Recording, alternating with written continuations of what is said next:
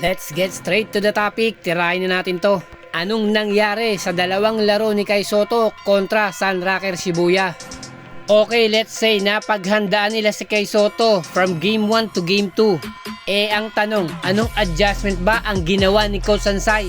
At ganun din ni Kai Sotto. Meron po ba o wala? For sure meron naman po.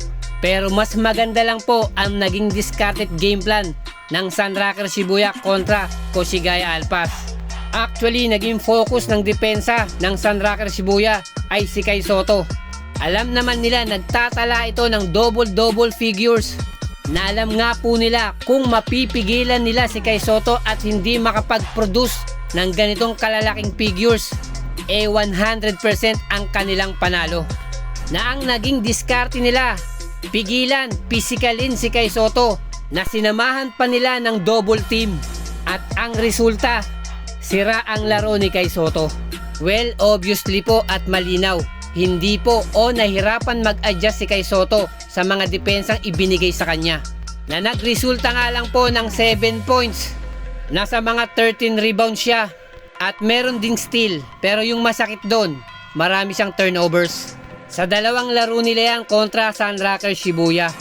Pero marami nagtatanong at naiinis po, ano po bang adjustment ang ginawa ng kanilang head coach? Na makikita at mapapansin natin, wala pong mga plays para kay Kai Sotto.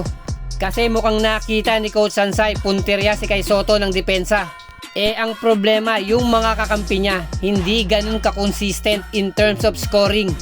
Mabababa yung mga field goal percentage ng ilang kakampi ni Kai Sotto, particularly yung mga guards at point guard, na pinababayaan na lang po ng depensa at hindi na kinokontest.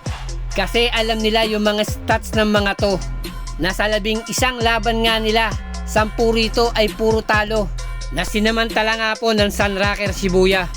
At kanilang ang tinalo 2 beses po ang Koshigaya Alpas. Nasa laban din to, dito na itala ni Kai Sotto yung career lowest niya na 1 point. Na talagang mapapa-highs ka na lang.